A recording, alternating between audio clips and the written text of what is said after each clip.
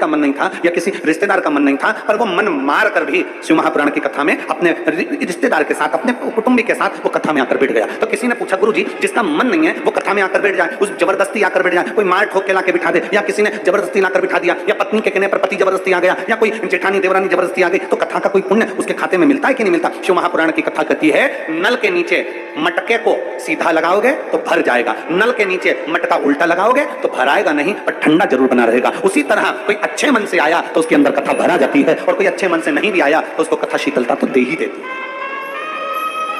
शिव महापुराण उसको शीतलता देती है, शिव महापुराण उसको एक आनंद का अनुभव करा देती है। भले उसका चित्त कथा में नहीं लगे, भले उसका मन कथा में नहीं लगे, उसकी चित्तवृत्ति कथा में न लगे, पर वो कथा में आकर बैठ गया, मतलब बैठा है तो ये निश्चित है। आपको भूख लगी है, आप शादी में गए हो, पंगत लगी है, पत्तल लग रही है, और पत्तल लगते लगते कोई पत्तल देने वाला आया, तुम्हारे साथ में कोई दूसरा बैठा है, उसका पेट भरा हुआ है, वो नहीं खाना चाहता, फिर भी पत्तल वाले को थोड़ी ना मालूम कि इसका पेट भरा है कि खाली है। वो तो पत्तल लगाते लगाते लगाते लगाते गया और उसने पत्तल वहां लगा दी। जिसका पेट भरा था उसके पास भी पत्तल लगी है, तो पड़ोसी ने कहा, तो तेरा तो पेट भरा था, हाँ मैं नहीं खाऊंगा, तो पत्तल लगे, कोई बात नहीं। अब पत्तल लगी थी, इतने में नुक्ति देने वाला आया, बूंदी बूंदी बूंदी बूंदी नुक्ति नुक्ति नुक्ति, और मालूम पड़ा वो नुक्ति उसको डालकर चले गया। फिर पड़ोसन ने कहा, तेरा तो पेट भरा था, अब ये बूंदी कौन खाएगा? अब रख गया तो रख जाने दो। थोड़ी देर में गुलाब जामुन करता आया और गुलाब जामुन रखकर चले गया। अब वो रखा तो था, तो उसने सोचा इतना सारा सामान इकट्ठा हो गया है, मेरा पेट भी भरा है, कोई बात नहीं, मैं उसको बांध कर अपने घर के लिए लेकर चले जाता हूं। अगर मन नहीं भी लगे और अगर कोई शिव पुराण की कथा में जाकर बैठ जाता है तो मेरा महादेव उसके पल्लू में कुछ ना कुछ अच्छा बांध कर भेज ही देता है। वो शिव तत्व है,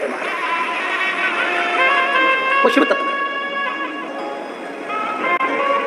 और शंभु शरणे पड़ी मांगू घड़ी रे घड़ी, दुख काटो दया करीने दर्शन आपो।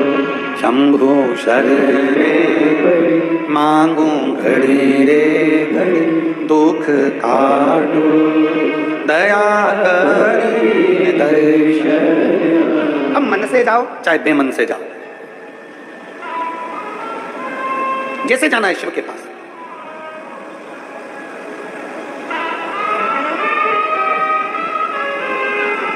जैसे तुम्हारी मर्जी।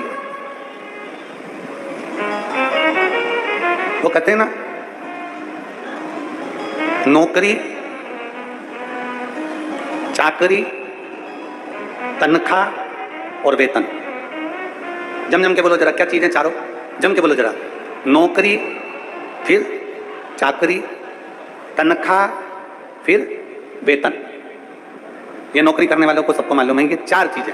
फिर से बोलो एक बार, जम के जरा। नौकरी, चाकरी, तनख्वाह और वेतन।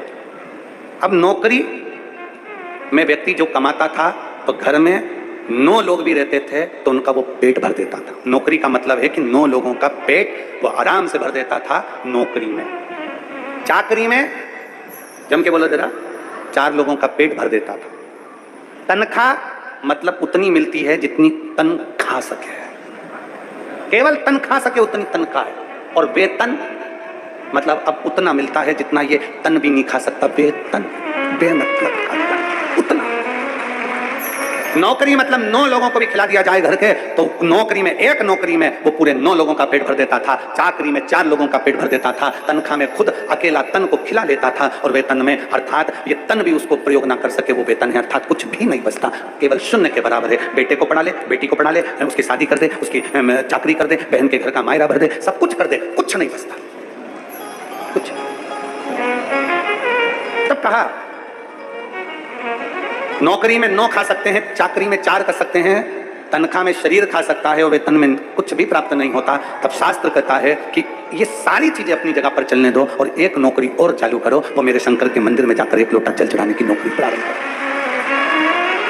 तब शिव जी के मंदिर में जाइए, 1 लोटा जल बाबा देवाधिदेव महादेव को समर्पित करिए।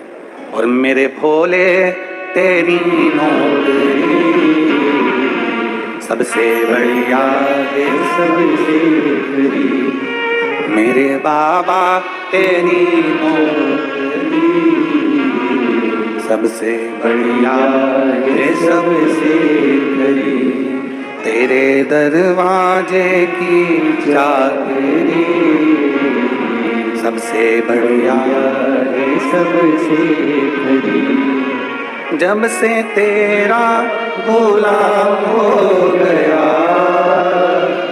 तब से मेरा भी नाम हो गया। जब से तेरा गुलाम हो गया, तब से मेरा भी नाम हो गया। वरना औकात क्या थी मेरी, वरना औकात क्या थी मेरी। सबसे बढ़िया है सबसे करनी, भोले बाबा तेरी नौकरी। सबसे बढ़िया है सबसे करनी, तेरे दरवाजे की चाकरी। सबसे बढ़िया है सबसे करनी। अब हमारे यजमानों के लिए, मेरी किस्मत का जब गुल खिला, साहू जी, मेरी किस्मत का जब गुल खिला, तब जाकर के ये दर मिला। मेरी किस्मत का जब गुल खिला, तब जाकर के ये दर मिला। मिल गई मुझको चौखट तेरी, मिल गई मुझको चौखट तेरी। सबसे बढ़िया है सबसे करी, भोले बाबा तेरी नौकरी। सबसे बढ़िया है सबसे। ये भाग्य से मिला, नौकरी चाकरी तनख्वाह वेतन, ये सब चीज से भी अगर कहीं खाली रह जाओ, तब आखिरी में मेरे शिव के द्वार जाओ, मेरे शंकर की चौखट। बोल बम का नारा है, अच्छी अच्छी जम के जरा जोरदार बोल बम का नारा है।